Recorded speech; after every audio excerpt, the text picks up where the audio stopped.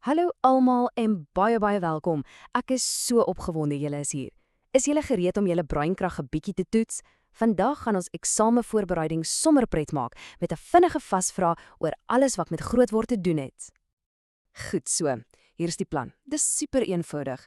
Ek gaan 'n vraag vra en dan gee ek jou 'n klein oomblik om die antwoord in jou kop te kry.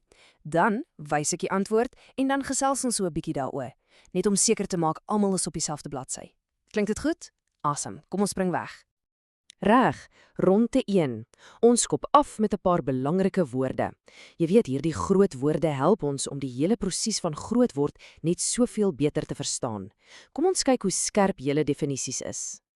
Hier is ons eerste vraag. Wat presies beteken adolessensie? Dis 'n mondvol, né? Dink gou. Reg. Kom ons kyk. Adolessensie is basies die hele reis. Vanaf die oomblik wat jy nie meer 'n klein kind is nie, tot jy eendag 'n volwassene is. Dis die hele groot prentjie van jou grootword storie. Vraag nommer 2. Hoe verskil puberteit nou eintlik van adolessensie? Dis 'n goeie een, want mense raak nogal deurmekaar hiermee. Kyk, dink so daaraan. As adolessensie die hele lang padrit is, dan is puberteit die spesifieke deel van die rit waar jou liggaam al die fisiese veranderinge ondergaan. So puberteit is 'n deel van die groter adolessensiereis. Goed, vraag 3. Wat is hierdie hormone waarvan almal altyd praat? Wel, dink aan hulle soos klein supervinnige boodskappers wat deur jou liggaam zoom. Hulle lewer die instruksies af wat sê, "Hey, tyd om te groei," of "Oké, tyd om hierdie te verander." Hulle is die klein baasbreine agter die skerms wat alles laat gebeur. Vraag 4. Op watter maniere raak al hierdie veranderinge jou? Wel, dit gebeur hoofsaaklik op 2 groot maniere. Eerstens, fisies. Jy weet, jy skiet skielik op in lengte en jou liggaam se vorm begin verander. En dan emosioneel, waar jy dalk die een oomblik supergelukkig voel en die volgende oomblik sommer net hartseer en dis heeltemal normaal. En ons laaste vraag vir hierdie ronde. Hoe hanteer 'n mens al hierdie dinge? Die allerbelangrikste ding om te onthou is dat dit heeltemal normaal is. Almal gaan daardeur. Praat daaroor met 'n volwassene wat jy vertrou. Glo my, hulle was ook daar. En onthou altyd om respek te hê vir jou eie lyf en vir ander sin. Uitstekend gedoen in daai eerste ronde. Nou, vir ronde 2 gaan ons 'n bietjie dieper delf en kyk na die spesifieke fisiese en emosionele veranderinge wat jy al reeds begin ervaar. Vraag 6. Kan jy 5 veranderinge noem wat jy dalk kan raak sien? Kom ons kyk. Jou broekspype is skielik te kort, want jy word langer. Jou stem klink dalk 'n bietjie dieper as gewoonlik. Daar groei hare op nuwe plekke. Jou liggaam se vorm begin verander. En ja, daardie emosies wat soms voel soos 'n wipwarriet. Onthou net, dis alles deel van die plan. Wel gedaan. Kom ons beweeg aan na ronde 3.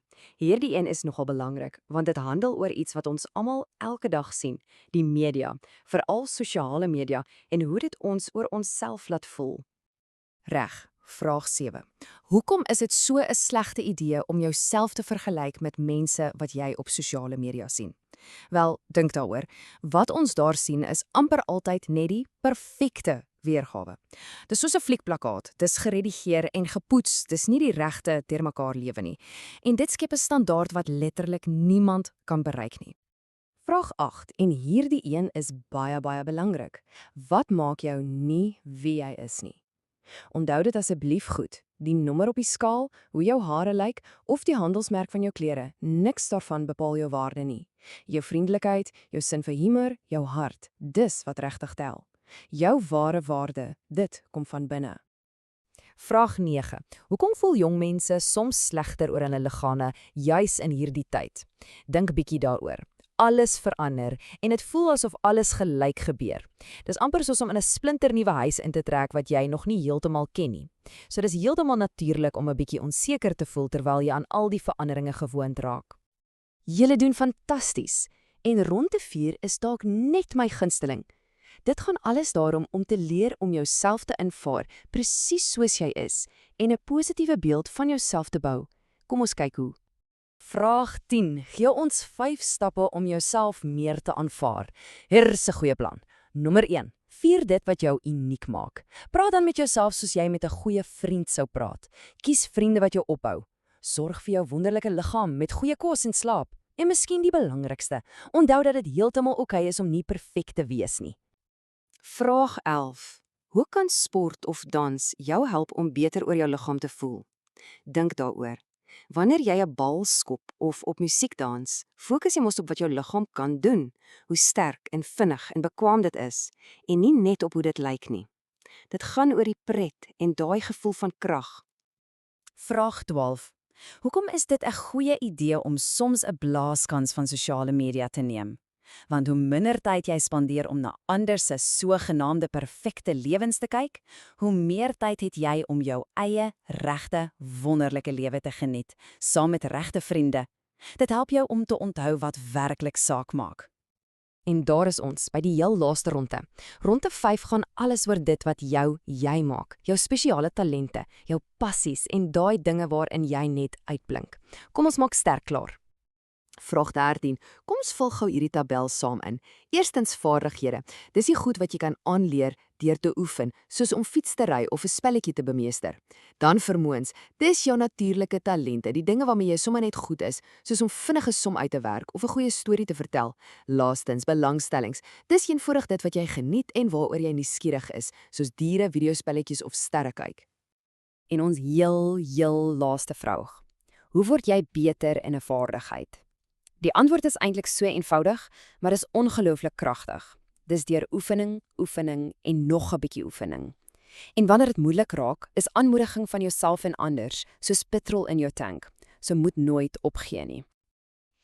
En dit is dit. Julle het die hele vasvra voltooi. Ek is ongelooflik trots op julle.